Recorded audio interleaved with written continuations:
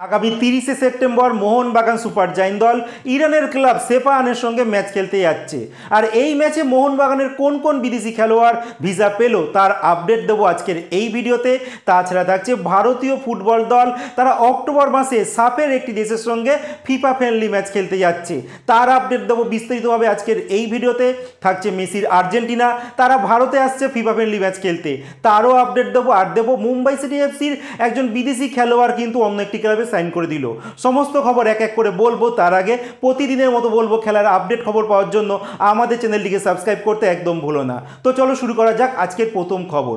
আজকের প্রথম খবরটি বলছি, একজন মুম্বাই সিটি এফসির খেলোয়াড়, বিদেশি খেলোয়াড় যার নাম নিকোলাস ক্যারোলেসিস। লাস্ট ইয়ার কিন্তু মুম্বাই সিটি এফসিতে মোটামুটি তিনি একটা ফুটবল খেলেছিলেন, বাট তিনি গোল করার কিন্তু প্রচুর সুযোগ পেয়েছিলেন, বাট তা কিন্তু তিনি হাতছাড়া করেছিলেন। যাই হোক, তার সঙ্গে কিন্তু সম্পর্ক ছিন্ন হয়ে গেছে মুম্বাই সিটি এফসির। আর এই মুহূর্তে তিনি কিন্তু ইন্ডিয়াতে আর কোনো ক্লাবে সাইন করেননি, তিনি গ্রিসের সুপার লিগ ওয়ানের একটি ক্লাব আছে এফসি পানসারাইসকোস, সেই ক্লাবে কিন্তু তিনি সাইন করে দিয়েছেন। এবার তিনি সেখানে খেলবেন। দেখা যাক, ভারতে তো খুব একটা বেশি সাফল্য তিনি পাননি, এবার গ্রিসের ক্লাবে গিয়ে তিনি কতটা সাফল্য পান। এরপরে যে আপডেটটি দেবো ভারতীয় মহিলা ফুটবল দলের আপডেট নিয়ে। ভারতীয় মহিলা ফুটবল দল তারা এফসি ওমেন্স এশিয়ান কাপ খেলবে।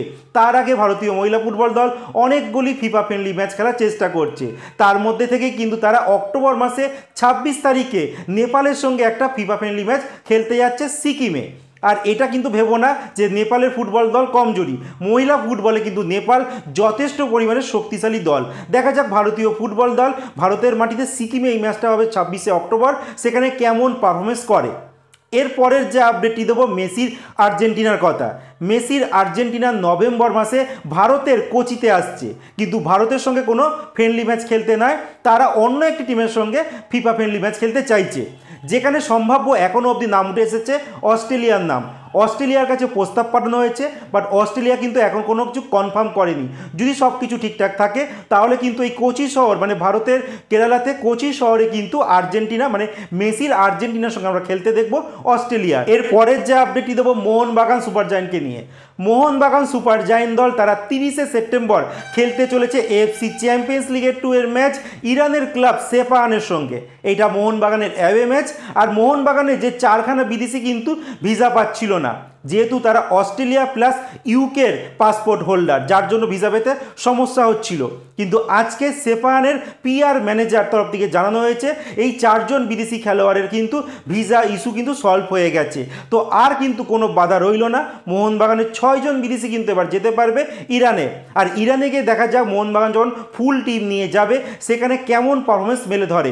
এর আগে প্রথম ম্যাচ এএফসি চ্যাম্পিয়ন্স লিগ 2তে একদম কমজোর দলের কাছে কিন্তু মোহনবাগান ঘরের মাঠে 1 গোলে হেরে গিয়েছিল। তো দেখা যাক মোহনবাগান দেশের সম্মান রাখতে পারে কিনা। তারা এখন অ্যাওয়ে ম্যাচ খেলতে যাচ্ছে ইরানের শক্তিশালী সেফাহানের সঙ্গে। এর লাস্ট ইয়ার আমরা দেখেছিলাম ট্র্যাক্টর এফসি কিন্তু ইরানের সঙ্গে খুব বাজে ব্যবহার করেছিল, বাট ইরানেরই এই সেফাহান কিন্তু মোহনবাগানের সঙ্গে খুব ভালো কাজটা করলো। তারা কিন্তু তাদের বিদেশিকে ভিসা ইস্যু নিয়ে যেটা প্রবলেম চলছিল সেটা কিন্তু সলভ করে নিল।